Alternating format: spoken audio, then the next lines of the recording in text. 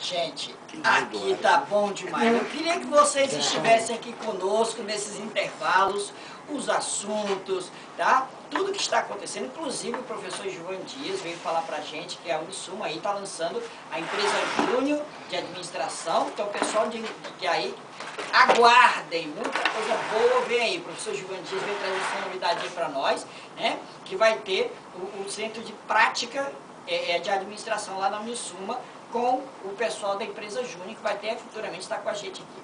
Bom, gente, para a gente dar a nossa pitada, nós já temos só 18 minutos para acabar o programa, viu? São 11h42, nós temos pouco tempo. Eu gostaria de doutor Pedro Mário, fale para a gente o seguinte, duas coisas. Sexo oral pode salvar um casamento? Pode. Só um minuto. Sexo oral pode salvar o casamento? Pode, não é dizer que tem que. Né?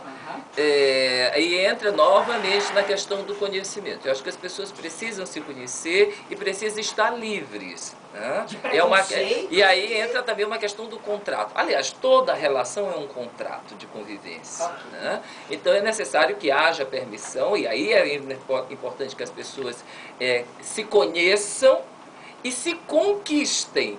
Porque às vezes uma pessoa, por não gostar, por várias razões, ou não ser permitido, na conquista ela termina aceitando ele ou ela. Mas o sexo oral é um sexo extremamente prazeroso, considerando que a língua é um órgão musculoso e lubrificado. E o toque na pele, seja na pele do pênis, na pele da vulva, e na questão do cunilinguismo, que é a relação do sexo oral na mulher, é extremamente prazeroso para a maioria das mulheres. Por quê? Porque não é traumático. Não é traumático. Né? Já a felação, que é o sexo oral no pênis, ele pode ser traumático, até porque quanto mais excitado está esse homem, quanto mais estimulado, mais ele quer penetrar esse pênis. Okay. E aí vem a história do pênis grande, porque ele termina machucando, e pode ser machucado, né? Porque ao tocar na úvula, que é aquela parte da pele que fica lá no fundo da boca, ele estimula o reflexo do vômito e a pessoa termina fechando a boca. E isso pode machucar o pênis, pode rasgar a camisinha, se estiver de camisinha, que deve, todo tipo de penetração deve ser com camisinha, porque você está se protegendo e protegendo a outra pessoa. Inclusive no próximo programa, no último programa, o professor Pedro Mário, o professor também, né? O doutor Pedro Mário estará com a gente aqui falando sobre DST/AIDS, inclusive vamos falar sobre a questão da camisinha, né? Que algumas pessoas me comentam sobre isso, essa dificuldade que alguns homens têm de utilizar a camisinha com sexo, né, em geral. Mas eu queria agora perguntar para a Sherlani. Sherlani, na questão psicológica, o sexo oral, ele ajuda no conhecimento do casal, né, na melhoria do relacionamento do casal? Olha, porque existe um certo tabu quanto ao sexo oral, né? Um forte tabu, né? Não vamos botar o sol para a peneira. Eu falo, né, pelo meio que eu vivo, é um grande tabu.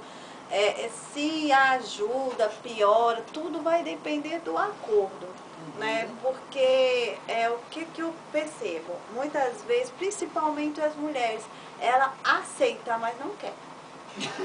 Olha que interessante. Ela faz. Muitas vezes a mulher é mais preconceituosa do que o homem, seria isso? Não é questão de preconceito, é questão de pudor. Okay. Né? Porque ela não é criada, como disse o doutor, ela não é criada para ter essa relação aberta. Vamos fazer de tudo, pendura no lustre, no chão, na pia, sei lá. Ela não é, ela é aquela mulher que é criada para ir bonitinha, de camisolinha, toda sedutora pra cama, bonitinho com o marido, né? Ir lá e satisfazer o marido, que é pior, não é assim, não é para um prazer de reciprocidade. Ela vai lá para dar prazer, né? Então, a gente até estava questionando o que leva a mulher a se submeter a esse tipo de tortura, né? Porque ela também tem que ter prazer. Então, se ajuda ou melhor, isso vai depender do acordo, né? Mas o que é que eu escuto muitas vezes? Que a mulher não gosta, né? Algumas têm até nojo, mas aceita para poder dar esse prazer ao parceiro. E aí, como que fica, né? Até quando vai ficar esse gargalo? Até quando fica... Aí é onde depois começa a ter a questão da frustração, porque o parceiro tá lá bonitinho, tá fazendo do jeito que ele quer, mas ela mesma não se sente bem com aquilo. E aí, o que que a gente vê depois? Começar a aparecer algumas coisas psíquicas aí que tem que buscar. Exatamente. E muitas vezes o homem também, eu até assisti um filme essa semana, Esquentando a Relação. Quem quiser assistir esse filme, viu? Perfeito. Assistam. Casais, assistam. Vocês vão aprender muito sobre a questão da relação. Muito interessante o filme. E exatamente, foi onde até a gente pegou algumas perguntas, algumas dúvidas. E é interessante falar, porque toda a palestra que eu dou na igreja, toda, você abre um momento para perguntar, todas elas perguntam: é pecado sexo oral? Toda vez eu escuto a mesma coisa, né?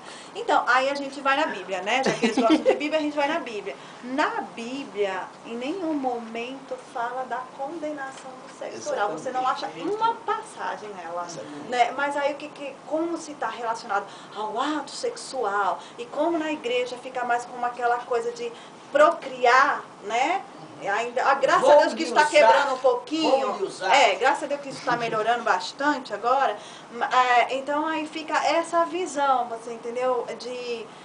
Ou falou assim, não, é pecado, você imagina, né? O pênis não foi feito para colocar em boca, ele tem o lugar certo, Deus fez o buraquinho certo para colocar ele. É isso que fala, né? Então, assim, se eu não fizer do jeito que está lá, eu estou pecando. Aí nós temos aí um monte de gente recalcada, sofrendo, vai no consultório lá, cheio de fantasia, mas não pode porque é pecado. São aquelas também que não têm a curiosidade de ir lá e ler a própria Bíblia que ela segue. Né? Fica na zona de conforto, recebendo informação. Então o que vier é correto. Mas se for lá na Bíblia bonitinho, não tá lá falando se é pecado, se pode ou não pode. Tem sim alguma coisa na questão anal. Tem uma passagem, se eu não me engano, em Deuteronômio, mas na oral não. Perfeito. Eu particularmente, isso é uma opinião pessoal, acho que toda a penetração deveria preceder de um contato oral. Por quê?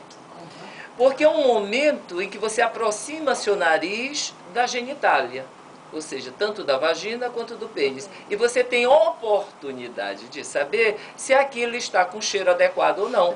Porque nem tudo que parece limpo, essa é boa. Nem tudo aquilo que parece limpo está verdadeiramente limpo. É verdade, gente. Boa. Então, de repente, você passou uma águazinha e diz que limpou. Mas você está com uma infecção qualquer e que o cheiro denuncia. Então, se a pessoa tiver o desprendimento de baixar a boca, até porque a pele do pênis ou a pele da vulva é tal qual a outra pele que você beija. Às vezes é muito mais higienizado, às vezes, do que o ouvido, do que a própria boca que não foi escovada. Então não tem por que não fazer. Essa é uma opinião pessoal. Mas isso que o senhor falou é muito interessante, porque nós discutimos na semana passada que o Maranhão é campeão nacional em câncer de pênis. Tem muito homem andando aí na cidade que já é mais homem, já está sem negócio. É homem, né? Só não tem pênis. Ele tem... Não, mas tá cortado, mas é uma realidade, né? Isso é triste. Mas por quê? Limpeza. Isso que o senhor está falando foi perfeito. Por quê? Tem que ter uma higienização, tanto do homem quanto da mulher. E aqui o senhor percebe isso, doutor, nas suas experiências, que a mulher, ela não se dá a higiene certa, o homem não tem essa exigência? Olha, atualmente já melhorou bastante, mas essa também é uma questão cultural. 10 anos atrás, o que é que se entendia como cheiro de vagina? Se chegava na escola, perguntava, e ainda hoje, se perguntar qual é o cheiro da vagina? Aí as pessoas dizem, camarão podre, peixe podre. Então, isso foi cultivado exatamente porque